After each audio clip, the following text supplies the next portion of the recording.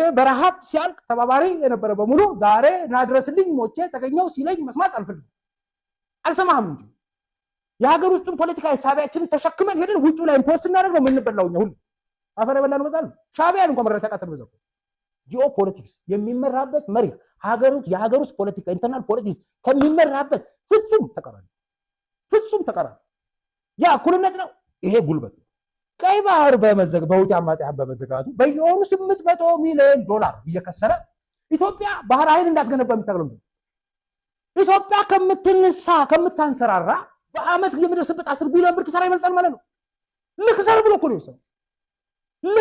ነው የሚለፋው ዓለም አቀፍ ፖለቲካ የሚሰራው እንደዚህ ነው በምን በብሔራዊ ጥቅም እና በጉልበት የሚሰራው ዓለም የምትመራው በዛ መርህ እስከሆነ ድረስ እኔ ቅዱስ ሆኜ ብፁዕ ሆኜ በሞራልና በልዕልና ልመራ አልሞክርም አፈር እየበላን የመጣነው በዛ እኮ ነው ይወደቅም ይተከዳል ዓለም እየከዳን ጥሎን ሄደው በዛ ሶስታችንስ ብንስማማ እንዳትለኝ አይሰራም እንዴ ሶስት ኢትዮጵያ ግብጽ ሱዳን እንደተስማምተው በፍቅር ይሄ ኢትዮጵያ ይሄ ሀገር ውስጥ ፖለቲካ የውጭ ፖለቲካ በዛ ይሰራም አባይን በደም በላብን ይሰራል ህዳሴ ቀይ ባህርም እንደዛ ነው የሚሰካው ይሄ ደግሞ ማለት የኛ ጥቅም ማለት እነሱ ምን ማድረግ ነው ማስገደድ ነው አስገድደ በጉልበት የበላይነት ነው የምታሳካው አይደል ለማሳሁን ህዳሴን ለመገባት ለማስገደድ እዚህ ለማድረስ ምን ታደርጋለህ የግብጽን እጅ ጠምዝዘ ነው የምትሰራው ሞተህ ነው የምትሰራው ህዳሴ ገነባ እንደዛ ነው ቀይ ባህር የምናገኘው እንደዛ ነው ቀጥተኛ ኮንፍሮንቴሽን ስለሆነ በጉልበት የበላይነትና በብሔራዊ ጥቅም ላይ የተመሰረተ ነው ሻቢያ እናንተ አስካር ከጎን ተቀምጦ ሻቢያ በኢትዮጵያ ላይ ያደረሰው ኪሳራ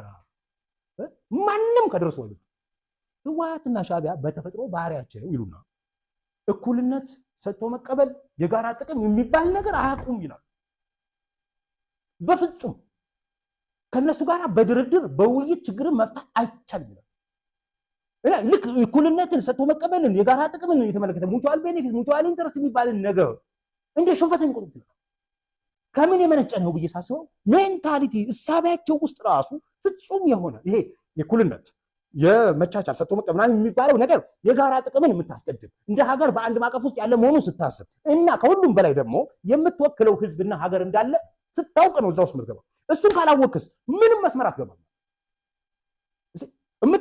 የምትወክለው ህዝብ ለምታስብ የምትወክለውና የምትታገልለት ጥቅሙን ታስከብር የምትለፋለ ህዝብና ሀገር እንዳለ ካላሰብክ የስልጣን የበላይነትን ነው የምትፈልገው ያን የስልጣን የበላይነት ደግሞ የምትፈልገው ያለችን ትንሽ ውስን ሀብት በበላይነት ለመቆጣጠርና ለመቀራመት ከማሰብ ይመጣ ከዛ ማህበር ስታደራጅ እንደዛ ነው ፖለቲካ ፓርቲ ስታደራጅ እንደዛ ነው ድርድር ስታደርግ እንደዛ ነው ጦርነትም ስታደርግ እንደዛ ሰቀቀናምነት ምለው እሱ ነው አዲስ ሐሳብ ይዘህ አዲስ ነገር ሰርተህ ሀብትን መፍጠር ሀብትን ማብዛት ሀብትን ማስፋት እና የህዝብን ተጠቃሚነት ማስከበር የሚለው እሳቤ ውስጥ የለም አልተፈጠረም አልዳንክማ ግን አንተ ራስህ ሰቀቀን ውስጥ ነው ያለው የችግር ሰቀቀን ህወሓቶች ሻቢያዎቹም ይርበሽታቸው የህወሓት ፖለቲካ እኔ ላይ ተጽዕኖ አላሳረፈም ለትግራይ ህዝብ ያለኝ ፍቅርና ቀን አመለካከት ፈጽሞ ሊቀማኝ አልቻለም እኔ ይሄን በርግጥ ይናገራለሁ ለምሳሌ ህወሓት እኔ ላይ ባደረሰው ግፍ ሳይሰላው ያንን ቀናነቴ ለትግራይ ህዝብ ያለኝ ፍቅር አልቀማኝ በጭራሽ እንዳይቀማኝ ያደረገኝ ለመቼ ለምንድን ነው ብላችሁ ካላችሁ 2 ዓመት እዛ መኖሬ ትግራይ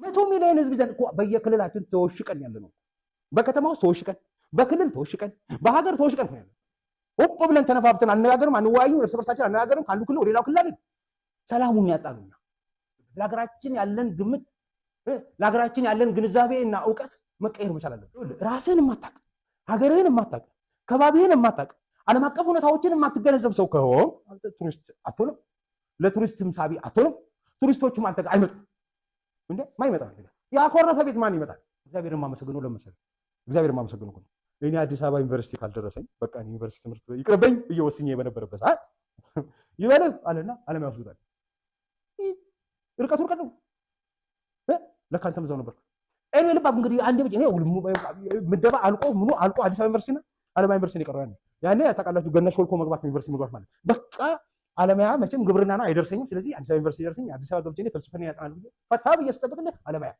የፈጣሪ ምድር ገነቱ ድፍን ያለብኝ መሰለኝ በቃ ዓለም የተደፋችብኝ ሲኦል የተላኩ መሰለኝ ሲኦል እውነቴን ነው የምላችሁ ዓለም ያስመደብ ሲኦል የተመደብኩ አላቆም አልጠብቅኩም ምንም ኖሃው የለኝም ግድ የለህም ትንሽ እስክትረጋጋለና በጊዜው ያኔ 94 ነው ዩኒቨርሲቲ ገባ የተመደብኩላችሁ 6 ኪሎ ለ6 ወር እንድቆይ 6 ወር ቆይተን ሄድን ዓለም ስንሄድ በቃ እንዳልኳችሁ ስትሄድ እያለቀስክ ነው የምትገባው አለ። ማን ነው እንደዚህ ያለው? የሚገርም ስትሄድ እያለቀስክ ነው፣ ስትወጣም እያለቀስክ ነው። የሚገርማችሁ ስትሄድ እያለቀስክ ነው። አላለቀስኩም ግን ኦልሞስት ማልቀስ ነበር ይቀረኝ። ስወጣ ግን እያለቀስኩ ነው። ሲሪየስሊ ማለት ስትሄድ እንደው ሲያስጠላ እያልኩ ነው።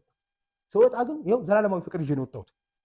ማለት ምን አይነት ሶሳይቲ እንደሆነ የሐረር ሰው ይሄ የሐረር ድሬዳዋ ምናምን ሐረር ድሬዳዋ ምናምን አልኩ ታች እዛ ገጠር ውስጥ ያሉ ገበሬ እነሱ ነው የምወዳቸው እና ላባቸው ጠረናቸው ሳይቀር ናፍቀኛል። እንዴት ብዬ ልንገራቸው? ማለት አሁን ለሌላ ሰው ይሄ አሁን ሲወራ እነሱ ያው እንትን ውስጥ ምንድን ነው ላንድ ሮቨሮች ነበሩ ድሮ። አሁን ባጃጅ ምናምን የሚመጣ ከአለማያ ከተማ ዩኒቨርሲቲ ድረስ የሚያሉ እነሱ ጋር ስትሄድ እነሱ ጫት ይነግዳሉ። ጫታቸውን ይዘው ሜንጫቸውን ይዘው አጠገብ ነው የሚቀመጡት። ከገጠር ነው ከላበላቦ ነው የመጡት ምናምን ነገር የመጀመሪያ ጊዜ ገበያ ኤጭ ምናምን ብል ትላለህ። ግን አይ ሚስ ዲት ከስንት ዓመት በኋላ እንዲያደርግ ገበሬ አግኝቼ መንገድ ላይ አብሬው ተቀምጬ እንዴት እንደሆንኩኝ እንዴት እንደተደሰትኩኝ ዩ ሃቭ ኖ አይዲያ። ይሄ ጥቅሙ ምንድነው? ስትወጡ ታውቁታላችሁ፣ ስትወጡ ታፈቅሩታላችሁ፣ ስትወጡ እንዴት ውብ እንደሆነ ታዩታላችሁ። ይሄ ይነቅላል ውስጣችኋል። አሁን እኔ ማጥነው አለማያ ሄጄ ተመሬ መጥቼ ምናምን አለማያን ማቅሰው እኔ በቃ እኔ ጤነኛ አይመስለኝም። ሐረርማ ያላየ ሰው በቃ ኢትዮጵያ ውስጥ በቃ የተረገመ ነው የሚመስለኝ። እንዴ ገና ይቀራል ነው የምለው። ኑሮ ምናምን ካልከኝ እኔ የምበላው አጥቼ ድሃ ሆኜ እኔ ድሬዳዋ ውስጥ ኖር ይችላል። ወጣ አብረህ መኖር አለብህ። ኢትዮጵያን ማወቅ አለብህ። ስታውቅ በቃ ኢትዮጵያን ትወዳታለህ፣ ኢትዮጵያን ታፈቅራታለህ። ኑ ጎብኙ ትላለህ። አብይ አህመድ እዚህ ጋር የሚሰራው የአብቼ ጥረት በደንብ ቁልጭ ብሎ ይታያል። እዚህ አብቼም ጎዷል። ኢትዮጵያን አቋትም ብዙዎች የሚያወሩት ብሎ እዚህ ወጣ ብለህ ካየሃት የሀገር ውስጥ ቱሪዝም ነው ምናምን ነው የሚሉት ነገር። እኛ ግን ይኸውልህ እንዴት ነው ነገሩ? እኛ አሁን እንዳልኳቸው ራሳችን አናውቅም፣ ሀገራችን አናውቅም፣ ከባቢያችን አናውቅም። ከዚህ ከኢትዮጵያ ወጣ ብለህ ይኸው ታዲያ በቃ የጎጥና የጎሳ የዚህ የብሔር ፖለቲካ ስታቦካ የምትለው ወጣ ብለህ አይተህ ስለማታውቅ ወጣ ብለው አይቶ የመጡ ያጭበረበሩ ሰዎች ደግሞ መጥተው በመሀል ላይ እንዲህ ነው ብሎ ይጫወቱብሃል። እና ዋና ራሳችን ማወቅ ከዛስ ራሱን የሚያውቅ ሀገሩን የሚያውቅ ሰው ከራሱ ወጣ ብሎ ሌሎችን አይቶ የመጣ ሰው ምን ያደርጋል ብለህ ካልከኝ ስለ ራሱ የሚናገረው አለ። ሌሎች መጥተው እንዲያዩት ለራሱ ክብር ይኖራል። እርስ በርስ ይከባበራል። እርስ በርሳችን እየተናጨ እየተሳደብን የምንውል ሰዎች ማን ይጎበኘናል?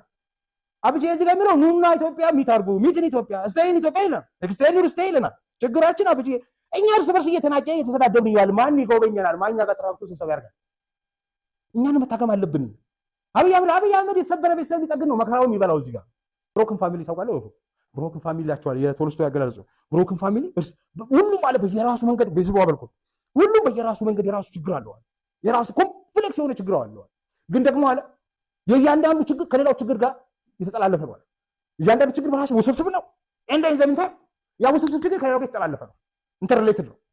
እና አንድ ከዛ ቤተሰብ መሀል ሰው ወጥቶ በፍቅር ያን ነገር አሸንፎ ሁሉንም ቤተሰቡን አባል አነጋግሮ ለመቀየር ጥረት ካላደረገ በስተቀር ከዚህ ከገባህበት ቅርቃር ውስጥ አትወጣም።